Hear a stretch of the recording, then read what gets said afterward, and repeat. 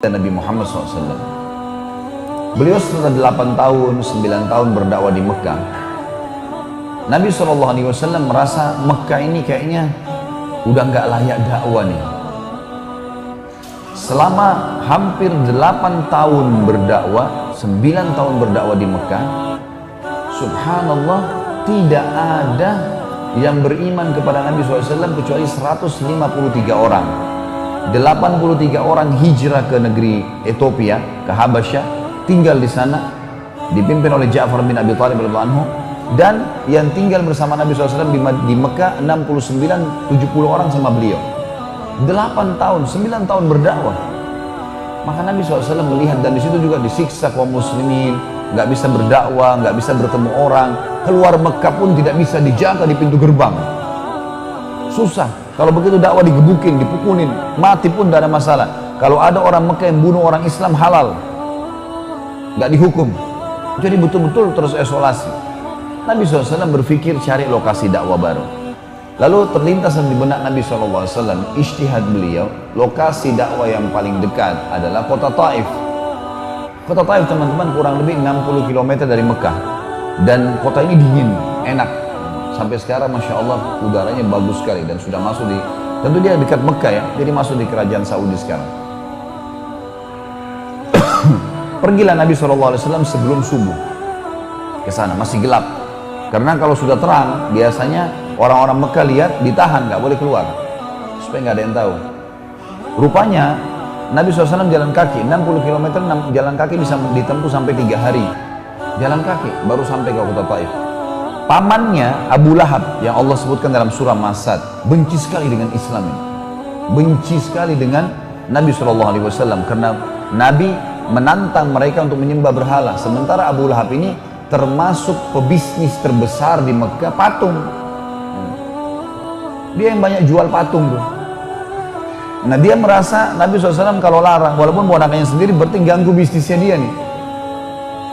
Sampai anaknya dia ada yang menikah dengan anak Nabi SAW, suruh cerai. Maka ini penyebab daripada kebencian yang luar biasa, membuat Abu Lahab tahu Nabi SAW keluar dari Mekah.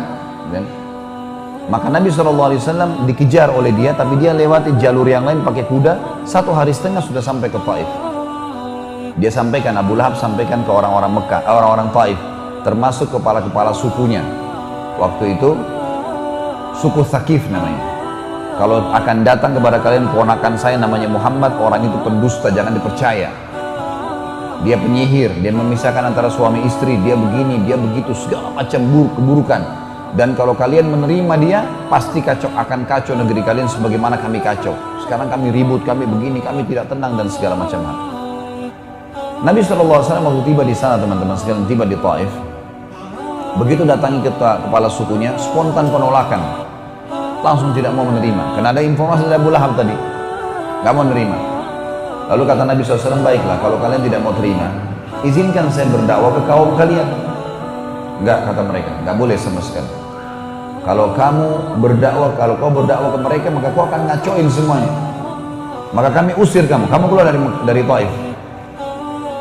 Nabi SAW pun akhirnya coba merayu, tidak bisa.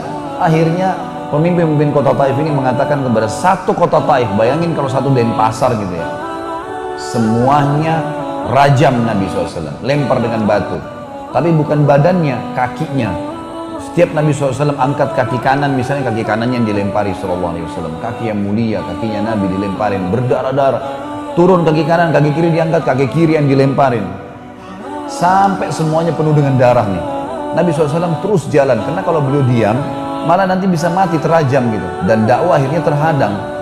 Maka jalanlah Nabi SAW sampai di pintu gerbang kota Taif. Sudah keluar, mereka tutup pintu gerbang, lalu Nabi SAW terjatuh duduk dalam kondisi sakit luar biasa, panas matahari, terik keringatan. Dalam kondisi seperti ini, dakwah di Mekah ditolak, dakwah di Taif ditolak, jalan sendirian, tidak ada pembela, dilemparin, dirajam. Udah berusaha datang ke bawah sebuah pohon, teman-teman sekalian. Lalu Nabi SAW mengucapkan kalimat, ini saksi bahasan kita. Kata Nabi SAW, ya Allah, kemana engkau akan arahkan kakiku? ke sebuah kota kah? Mekah yang menolak dakwah, atau ke kota ini Taif yang melempariku seperti ini, atau ke satu masa depan yang aku belum tahu ya Allah. Tetapi kalau seandainya ya Allah semua ini tidak membuatmu atau tidak merusak hubunganku denganmu, maka aku tidak peduli ya Allah, tetap aku akan berdakwah, aku akan sampaikan agama ini selama memang ini tidak merusak hubungan denganmu. Allah subhanahu wa ta'ala langsung memberikan jawaban kepada Nabi SAW. Pada saat itu datang Jibril alaihissalam. Lalu Jibril berkata, hai Muhammad, aku telah diutus oleh Tuhanmu datang khusus untuk menjawab keluhanmu tadi. Dan di sebelahku ini ada malaikat penjaga gunung, tugasnya ngurus gunung seluruh muka bumi ini. Dia kepalanya nih, pimpinan malaikat pengurus gunung seluruh bumi. Kau tinggal titahkan hai Muhammad, kalau kau mau perintahkan saja dia, maka dia akan satukan semua gunung Mekah dengan gunung Taif. Jadi teman-teman kalau naik mobil dari Mekah ke Taif ini gunung semua, gunung batu. Kota Taif itu ada di atas gunung gitu, dingin dia. Dia akan satukan antara gunung-gunung Mekah sama gunung Taif sehingga dua kota ini habis dalam sejarah dunia. Gak ada lagi Mekah sama Taif nih. Dan dakwamu tetap akan tersebar. Pasti akan tersebar apa yang kau sampaikan. Ini agamanya Allah. Atau kamu bersabar, dakwahin mereka dan agamamu juga akan tersebar. Allah berikan jawaban. Maka kata Nabi SAW, saya bersabar. Semoga saja dari kota ini, ditunduk kota Taif, dari kota ini Allah mengeluarkan dari keturunan mereka yang beriman kepadanya. Subhanallah, doa Nabi SAW mustajab nih, diterima sama Allah. Keluarlah dari kota Taif. Cukup satu orang ini, banyak yang lainnya, tapi satu orang ini kita kenal betul namanya Abdurrahman ibn Sakhr, julukannya Abu Hurairah. Abdurrahman ibn Sakhr namanya beliau. Abu Hurairah diambil dari kata-kata hirrah yang berarti kucing, karena Abu Hurairah suka pelihara kucing. Nama dia Abdurrahman ibn Sakhr. Keluar dari kota Taif itu tadi dan beriman pada Nabi SAW dan menjadi perawi hadis terbanyak. Ini juga termasuk kasih sayangnya Nabi SAW kepada umat manusia. Beliau tidak, kalau beliau itu hari minta dihancurin semua. Tapi akhirnya tidak jadi hancur.